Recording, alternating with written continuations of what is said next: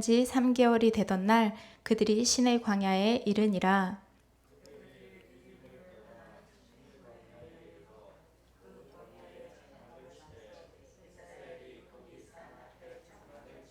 모세가 하나님 앞에 올라가니 여호와께서 산에서 그를 불러 말씀하시되 너는 이같이 야곱의 집에 말하고 이스라엘 자손들에게 말하라.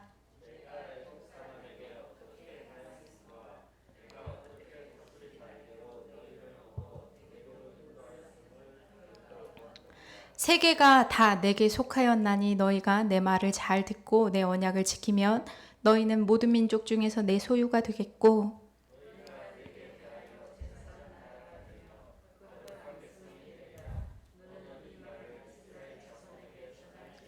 모세가 내려와서 백성의 장로들을 불러 여호와께서 자기에게 명령하신 그 모든 말씀을 그들 앞에 진술하니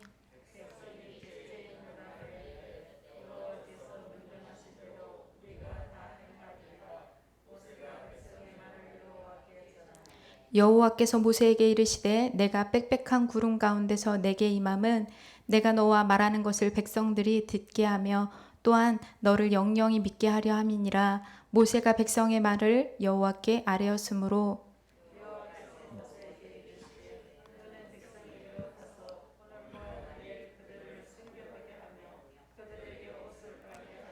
준비하게 하여 셋째 날을 기다리게 하라. 이는 셋째 날에 나 여호와가 온 백성의 목전에서 시내 산에 강림할 것임이니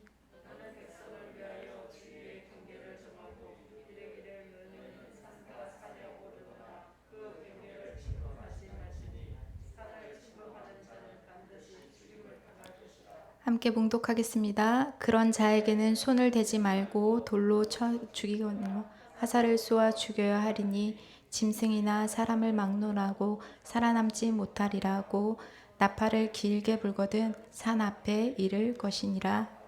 아멘. 오늘 어떤 하루를 보내셨습니까? 잠깐 오늘 나의 모습을 한번 생각해 보실까요?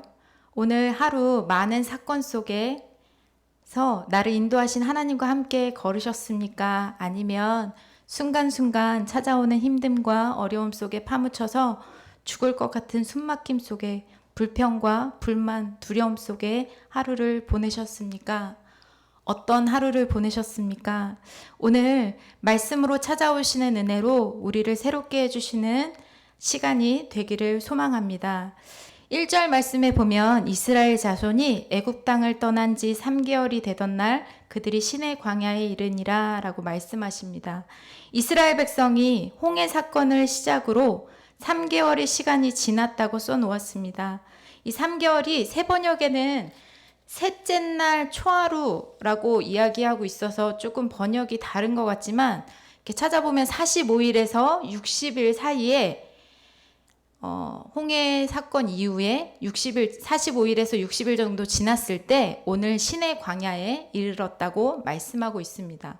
그런데 사실 애굽 람셋에서 이 시내 광야까지 거리는 걸어서 한 10일 정도면 도착할 수 있는 거리였다고 합니다. 그런데 이스라엘 백성에게는 왜 더 많은 시간을 들여서 하나님께서 시내 광야까지 인도하시는 모습을 보여주실까요? 왜 하나님은 빨리빨리 그들을 인도하시지 않고 천천히 인도하고 계신 것일까요? 가만가만 말씀에서 이들의 행적을 먼저 살펴보면 그 이유를 알 수 있습니다. 홍해 사건 앞에 이스라엘 백성은 죽음의 공포 가운데 사로잡히게 됩니다. 애굽에 매장지가 없으므로 우리를 이곳으로 이끌어냈느냐라고 하면서 이 애굽에서 나온 이스라엘 백성들은 그들의 그 현실을 바라보는 노예의 모습을 볼 수 있는데요. 이스라엘 백성이 어떤 길을 걸어왔냐면요. 우리 지도 한번 보실까요? 이스라엘 백성이 수르광야에서 마라를 지나서 마라에서 쓴물이 단물되게 하시는 은혜를 경험하고 엘림에서 오아시스를 경험하고 리비딤에서 물이 없을 때 하나님께서 바위에서 물을 내시기도 하고 먹을 것이 없어서 불평하는 이스라엘 백성에게 만나와 메추라기를 보내시고 이 모든 것들을 경험하며 이스라엘 백성의 동일한 모습은 뭐냐면 현실의 모습, 현실에 먹을 것, 마실 것 없을 때 동일하게 하나님께 불평하며 나아가는 모습을 이끌어가고 있습니다. 이 모습은요, 왜 이렇게 됐을까요? 400년 동안 노예 생활을 하면서 이들의 생각은 현실의 문제를 이겨나갈 만한 힘이 하나도 없었습니다. 현실의 문제 말고 다른 것을 볼 수 있는 그들의 시선은 모두 닫혀져 있었습니다. 그래서 하나님께서 10일 만에 올 수 있는 길을 하나님께서 45일에서 60일이라는 시간을 더 들여서 그들을 천천히 인도해 나가고 계십니다. 왜요? 이제는 노예가 아니라 하나님의 백성으로 거듭나게 하기 위해 이들의 길을 인도하고 계십니다. 그런데 하나님께서 인도하시는 이 길이 우리 세상 사람들이 보면 하나님은 살아계시기에 좋은 길로 인도하실 것 같은데 이들이 걸어가고 있는 수루 광야, 마라, 마른 땅, 광야의 길을 걸어가고 있습니다. 왜 그럴까요? 하나님은 사람하고 같지 않으신 것 같아요. 하나님은 하나님이십니다. 하나님은 사람의 인간의 생각으로 생각될 만큼의 기적을 베푸시는 것이 아니라 사람이 생각할 수 없을 정도의 하나님만큼의 기적을 베푸시는 분이십니다. 그렇기에 사람의 눈으로 아무것도 의지할 수 없는 그 광야에서 하나님은 하나님의 백성을 하나님의 방법과 하나님만큼의 기적으로 그들을 인도하고 계십니다. 왜 그러실까요? 나 살아있어 라고 보여주며 노예 생활에 그들의 닫혀있는 생각들과 노예 생활로 닫혀진 그들의 시선이 이제는 하나님께만 향하는 백성으로 바꾸시고자 그들을 광야에서 인도하고 계십니다. 그래서 이들이 만난 광야는 시험이 아니라 광야는 이들이 하나님의 백성 되는 축복된 자리인 것입니다. 여러분, 우리에게 있는 현실의 문제가 우리에게 축복임을 인정하십니까? 믿으십니까? 아무도 안 믿으십니까? 네. 이게 광야가 어떻게 축복이 될 수 있을까요? 하나님은 10일이면 도착할 시내 광야에 불기둥과 구름기둥으로 이들을 인도하십니다. 하나님은 이 광야를 지나가는 것에 목적이 있는 것이 아니라 이 광야 가운데 하나님의 백성이 이제는 노예가 아니라 살아계신 하나님의 능력을 경험하며 하나님의 살아계심과 하나님의 동행하심으로 함께 걸어가는 하나님의 백성으로 세우고 싶으셨습니다. 그래서 광야는 이들을 죽이기 원하시는 길이 아니라 이들을 살리시는 축복의 시간이었습니다. 여러분, 요즘 어떤 광야를 지나고 계시길래 축복 같지 않으시고 고백이 안 되십니까? 어떤 현실의 문제들이 불평하게 하고 화나고 짜증나고 힘 빠지게 하는 것 같으십니까? 그 광야 가운데 그 고난이 나를 하나님의 백성으로 세우고 하나님만큼의 기적을 경험하게 하는 축복의 시간이라는 것이 인정되어지기를 소망합니다. 교육자실에 요즘에 들어가면 제자리 옆에 박스들과 물건들이 한가득 쌓여 있습니다. 이 짐은 이번 여름 성경학교 때 아동부 아이들이 쓸 물품과 재료들을 다 구입해서 다 준비해놨는데 갑자기 찾아온 코로나로 한 주간의 시간을 놓치니 성경학교를 언제 해야 될지, 다음 주에 계약하는 아이들과 함께 언제 스케줄을 짜야 할지 막막하고 답답합니다. 교육자실에 들어가서 제자리를 딱 보는 순간 이런 막막함과 답답함이 찾아옵니다. 집에 가면 저희 부모님들이 몸이 많이 안 좋으셔서 제가 주중에 부모님들을 도와드리지 않으면 안 되는 삶의 문제들도 저를 막막하게 합니다. 여기도 저기도 광야 같은 시간 안에 두시니 막막하고 답답한데 하나님은 이 광야에서 하나님만큼의 기적을 경험하라 말씀하십니다. 그러기에 이 광야의 시간이 하나님의 백성으로 노예된 나를 세우시는 시간인 줄 믿습니다. 상황과 현실을 바라보면 이 문제는 두려워하고 좌절하는 시선 가운데 있었기에 현실의 문제 앞에 실망하고 좌절하는 노예 이스라엘 백성의 시선이 제 모습인 것 같습니다. 그런데 왜 이 시간 안에 두시는 것일까요? 제가 신뢰하는 하나님의 말씀은 하나님은 나를 죽이러 오신 것이 아니라 살리고 평안함을 허락하러 오셨다고 말씀하신 주님의 말씀을 신뢰합니다. 내 삶은 광야를 걸어가는 것 같아서 막막하고 답답하지만 내가 혼자 걸어가는 길이 아니라 살아계신 하나님이 이 길에 동행하여 주시고 불기둥과 구름기둥으로 나를 인도하신다고 하십니다. 하나님의 백성으로 세우시고자 우리에게 축복의 시간으로 허락하신 줄 믿습니다. 답답합니다. 막막합니다. 그러나 이곳에서 살아계신 하나님이 경험되어질 수 있습니다. 2절 말씀에 보면 시내 광야에 도착한 이스라엘 백성이 장막을 치는 모습을 볼 수 있습니다. 시내 광야에서 장막을 치는 모세와 이스라엘의 마음은 어땠을까요? 모세와 이스라엘 백성의 마음이 같았을까요? 지금까지 광야를 걸어온 이스라엘 백성의 모습을 봤을 때, 이들의 생각을 봤을 때 백성들은 어떤 생각을 했을까요? 정갈이 나오면 어떡하지? 여기서 또 며칠이나 지내는 거지? 이 짐을 또 언제 싸지? 또 언제? 이런 불평들과 고난들, 답답함들을 토로하지 않았을까요? 모세는 어땠을까요? 모세는 어떤 마음으로 서 있었을까요? 3절 말씀을 먼저 보겠습니다. 모세가 하나님 앞에 올라가니 여호와께서 산에서 그를 불러 말씀하시되 너는 이같이 야곱의 집에 말하여 이스라엘 자손에게 말하라. 모세는 조금 다른 마음이었던 것 같습니다. 장막을 치고 있지만 모세는 장막을 치는 것, 머무는 것에 머물러 있는 것이 아니라 모세의 마음은 이미 산을 오르고 있습니다. 여러분 3절에 여호와께서 산에서 그를 불렀다라고 말씀하십니다. 모세의 마음이 산을 오르고 있을 때 이미 하나님은 산 안에서 오셔서 그를 부르십니다. 하나님께서 그냥 장막 가운데 두시는 것이 아니라 먼저 우리를 찾아오셔서 우리 가운데 부르고 계시고 우리를 이끌어 가시는 줄 믿습니다. 여러분 시내 광야 어디서 많이 들어본 것 같지 않으십니까? 시내 광야 호렙산 출애굽기 3장에서 이 호렙산에서 하나님께서 모세를 찾아오신 곳입니다.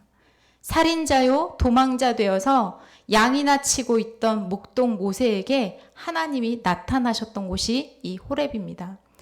하나님이 이르시되 하나님이 반드시 너와 함께 하겠다라고 약속하셨던 그곳 호렙산. 출애굽기 3장 12절 말씀에 보면 이렇게 말씀하세요. 하나님이 이르시되 내가 반드시 너와 함께 있으리라. 내가 그 백성을 애굽에서 인도하여 낸 후에 너희가 이 산에서 하나님을 섬기리니 이것이 내가 너를 보낸 증거니라. 이 땅은 모세에게 그냥 지나가는 한 광야가 아니었습니다. 모세에게 이 땅은 하나님이 약속하신 것을 이루어주는 땅이었습니다. 모세에게 몇 달 전에 약속해 주셨던 그 땅, 호렙. 모세의 마음은 어땠을까요? 이스라엘 백성과 같이 광야를 지나오면서 이 백성과 정말 그곳에 갈 수 있을까? 나를 안 따라오는데? 사건이 터질 때마다 맨날 불만하며 돌을 들고 자기를 죽이려고 하는 200만의 이스라엘 백성을 보면서 정말 될까? 하나님이 그곳으로 나를 인도하실 수 있을까? 우리와 같은 성정을 가진 사람으로서 모세도 두렵지 않았을까요? 두려움의 순간들이 있지 않았을까요? 이런 두려움의 순간들 가운데 하나님을 바라보며 한 걸음 한 걸음 걸어온 3달의 시간, 45일에서 60일의 시간이 지난 다음 모세가 도착한 곳은 어딘가요? 하나님이 내가 너와 함께 하겠다. 이곳에서 내 백성이 나를 찾게 될 거야 약속해 주셨던 그 땅에 다시 도착하게 됩니다. 이스라엘 백성과 함께 광야를 지나왔던 그 두려움의 한 걸음 한 걸음의 시간들 속에서 두려웠지만 무서웠지만 이 산에서 하나님을 섬기리라 이것이 내가 너를 보낸 증거니라 말씀하셨던 이 땅에 도착한 모세의 마음은 어땠을까요? 하나님의 부르심 받은 이 땅에서 이 땅에 다시 도착한 모세. 하나님은 모세를 산에서 먼저 오셔서 모세를 부르셨습니다. 이렇게 말씀하시지 않았을까요? 모세야, 내가 한다고 했잖아. 네가 못 간다고 모든 핑계를 댔고 안 된다고 얘기한 그 땅, 너 다시 돌아왔어. 내가 했어. 모세 뭐라 말했을까요? 주님, 정말 주님이 하셨네요. 주님, 정말 주님이 하시네요. 뭐 이런 대화를 주님과 주고받지 않았을까요? 모세를 부르신 하나님께서 3절 후반부에 보면 이스라엘 백성을 뭐라고 부르시냐면 야곱의 집에 말하고 이스라엘 자손에게 말하라 말씀하십니다. 하나님께서 부르셔서 구속하신 사람들 중에 제일 이해가 안 되는 사람이 저는 야곱이거든요. 거짓말을 잘하죠. 잘 속이죠. 자기의 이익을 따라 말을 바꾸죠.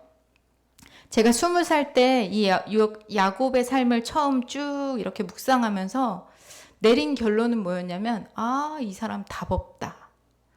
어떻게 이렇게 잘 속이지? 그 게임 있잖아요. 속이는 게임 하면 이 사람 진짜 잘하겠다. 1등 하겠다. 아무도 못 찾아내겠다. 이 생각을 했는데, 근데 그 생각 뒤에 죄악 덩어리 야곱, 구제불능이고 겉모술수에 능한 이 야곱이 저는 제일 저를 닮았더라고요. 성경의 인물 중에. 가장 죄악 덩어리이고 구제불능, 아무것도 할 수 없는다. 그런데 하나님이 3절에서 다윗아 부르는 것이 아니라 야곱의 자손, 이스라엘의 자손에게 말하라 말씀하십니다. 나는 못하는데, 나는 못 가는 그 길에 살아계신 하나님이, 살아계신 하나님이 야곱 같은 나를, 구제불능인 나를 하나님의 백성으로 부르셔서 노예의 근성으로 살아가는 나를 하나님의 백성으로 살아가게 하신다고 말씀하십니다. 4절에서 5절, 6절 말씀 함께 읽어보겠습니다. 읽어주시겠어요? 시작.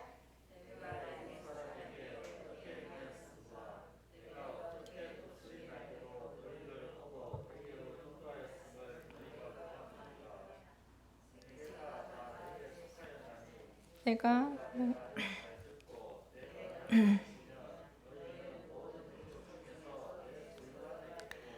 너희가 내게 대하여 제사장 나라가 되며 거룩한 백성이 되리라. 너는 이 말을 이스라엘 자손에게 전할지어다. 큐티인 발행의 칼럼에 보면 4절 말씀이 이렇게 풀어가고 있습니다. 이스라엘 백성을 독수리 날개로 업어 인도하셨다는 것은 애굽의 노예인 그들을 구원하여 자기 백성으로 가장 높은 곳에 우뚝 세우시겠다는 뜻이라고 합니다. 하나님은 세계가 다 내게 속했다고 하십니다. 이스라엘 백성이 무서워서 벌벌 떨고 맨날 원망하고, 그럼에도 애굽도 하나님께 속했고 하나님이 하신다고 말씀하십니다. 내가 아무리 쩔쩔매는 애굽이라도 하나님이 망하게도 하시고 흥하게도 하실 수 있는 분이십니다. 지금 두려운 현실의 문제들과 죽음의 문제들이 하나님 안에서 해결되어져야 됩니다. 세계가 다 하나님께 속해졌다 말씀하시는데 우리는 이것이 믿어지지 않으니까 두려워하는 것이 많습니다.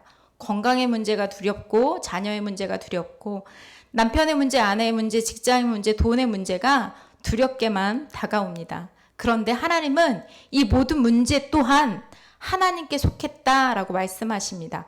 믿으십니까? 이것이 믿어지면 죽으면 죽으리다 믿음으로 걸어가게 됩니다. 하나님은 이스라엘 백성이 야곱과 같이 아무런 자격이나 조건이 되지 않을 때 이스라엘 백성을 독수리 날개로 업어 인도하시며 구원을 보이셨습니다. 홍해 사건을 통해 마라의 쓴물을 단물로 바꾸는 사건을 통해서, 아무것도 없는 광야에서 만나와 메추라기 사건을 통해서 하나님은 사람이 상상할 수 없을 정도의 하나님이 하셨구나 고백할 수 밖에 없는 하나님 정도의 기적으로 이스라엘 백성에게 하나님의 살아계심을 보이시며 인도하십니다. 광야 가운데, 광야 같은 현실의 문제 가운데 혼자 서 계십니까? 아니면 이스라엘 백성을 인도하셨던 하나님의 불기둥과 구름기둥을 보며 가고 계십니까? 하나님은 오늘 말씀을 통해서 우리에게 동일하게 말씀하십니다. 세계가 다 하나님께 속했다고요. 그리고 이제 하나님의 말씀을 듣고 언약을 지키라고 말씀하십니다. 여전히 이 말씀이 나의 현실의 문제 가운데 아무런 힘이 없는 종이호랑이처럼 느껴지시는 분이 계십니까? 이 출애굽의 사건이 호렙에서 모세를 부르시고 호렙에서 성취하심의 증거를 보이신 하나님이 모세의 하나님으로만 느껴지십니까? 그럼 더 하나님의 말씀을 보기를 소망합니다. 더 하나님의 말씀을 들으시기를 소망합니다. 4절과 5절 말씀에 이렇게 말씀하세요. 내게로 인도하였음을 너희에게 보았느니라. 세계가 다 내게 속하였음을 너희가 내 말을 잘 듣고 내 언약을 지키면 이라고 말씀하세요. 하나님이 그냥 지켜라고 보여주신 것이 아니라 홍해 사건을 통해서 보여주셨어요. 먼저 내가 이렇게 구원할 거야. 마라의 사건을 통해서 야 내가 이렇게 너를 인도할 거야 라는 것들을 먼저 보여주시고 듣게 하시고 그것들을 따라오라고 말씀하고 계십니다. 하나님이 하나님의 말씀을 듣고 언약을 지키려고 하는 너희를 모든 민족 중에서 하나님의 소유로 삼으시겠다고 말씀하십니다. 이 소유라는 단어는 원어로는 서쿨라라고 하는데요. 특별한 보물이라는 뜻을 가지고 있습니다. 하나님의 영원한 소유, 가장 귀한 보물로 우리를 소유 삼으신다, 보물 삼으신다라고 말씀하십니다. 현실의 문제와 세상의 고통의 노예로 살다 지옥 갈 수밖에 없는 나를 하나님의 은혜로 거듭나 천국 소망으로 살아가는 보물 같은 존재로 살아가게 하시며 이 땅에서 하나님의 제사장의 나라 거룩한 백성으로 구별하기 원하신다는 것입니다. 그냥 하나님의 나라라고 말씀하시지 않아요. 제사장 나라라고 말씀하십니다. 제사장은 누구죠? 하나님의 예배를 인도하는 사람입니다. 우리의 삶이 하나님께 예배하는 삶으로 우리를 부르셨다고 말씀하세요. 그래서 우리를 거룩한 백성으로 구별하셔서 나를 통해 하나님이 증거하게 하신다는 말씀입니다. 우리는 하나님을 잘 믿어서 부자 되는 것, 이 땅의 소유를 가지고 있지만 하나님이 우리를 하나님의 보물 같은 존재로 부르셔서 하고 싶은 건 나를 하나님의 제사장의 나라, 거룩한 백성으로 세우시기 원하신다는 거예요. 기쁘지 않으십니까? 겁내 부자 되지 않으셔도 됩니다. 거룩한 나라 되시면 됩니다. 우리가 뭔가를 많이 소유하지 않으셔도 됩니다. 거룩하게 구별되시면 됩니다. 그러면 우리를 보물, 특별한 보물이라고 하나님이 우리를 칭하십니다. 광야에서 메마름과 공고함의 현실의 문제 속에서 어떤 삶을 살고 계십니까? 허덕허덕 현실의 문제로 노예로 살아가고 계십니까? 아니면 아무것도 의지할 것 없고 소망할 것 없는 광야지만 오직 유일하신 구원자 되신 하나님께 하나님 천국 소망을 붙들고 하나님의 백성으로 하나님 붙들고 살아가고 계십니까? 하나님 우리와 동행하십니다. 우리 7절에서 11절 말씀 함께 읽어보겠습니다. 모세가 내려와서 백성의 장로들을 불러 여호와께서 자기에게 명령하신 그 모든 말씀을 그들 앞에 진술하니 이 백성이 일제히 응답하여 이르되 여호와께서 명령하신 대로 우리가 다 행하리이다. 모세가 백성의 말을 여호와께 전하매 여호와께서 모세에게 이르시되 내가 빽빽한 구름 가운데서 내게 임함은 내가 너와 말하는 것을 백성에게 듣게 하며 또한 너의 영영한 믿게 하려 함이니라. 모세가 백성의 말을 여호와께 아뢰었으므로 여호와께서 모세에게 이르시되 너는 백성에게로 가서 오늘과 내일 그리고 그들을 성결하게 하며 그들에게 옷을 빨게 하고 준비하게 하여 셋째 날을 기다리게 하라. 이는 셋째 날에 나 여호와가 온 백성의 목전에서 시내 산에 강림할 것임이니라. 하나님께서 이스라엘 백성을 부르시고 야 내가 너희를 거룩한 나의 소유로 거룩한 제사장의 나라로 거룩한 백성으로 내가 너를 구속할 거야 라고 전해라 라고 했을 때 그 말을 전하니까 이 백성이 모두 뭐라고 얘기하고 있습니까? 일제히 응답하여 이르되 여호와의 명령하신 대로 우리가 다 행하리이다. 여호와의 명령대로 다 행하리이다 라고 하지만 또 불평하고 또 시험에 들고 또 넘어지고 또 낙심하는 이스라엘 백성을 볼 수 있습니다. 그러나 넘어질 수 있지만 우리가 붙들어야 할 하나님의 말씀이 무엇입니까? 고린도후서 5장 17절 말씀에 주님이 이렇게 말씀하십니다. 그런즉 누구든지 그리스도 안에 있으면 새로운 피조물이라. 이전 것은 지나갔으니 보라 새 것이 되었도다.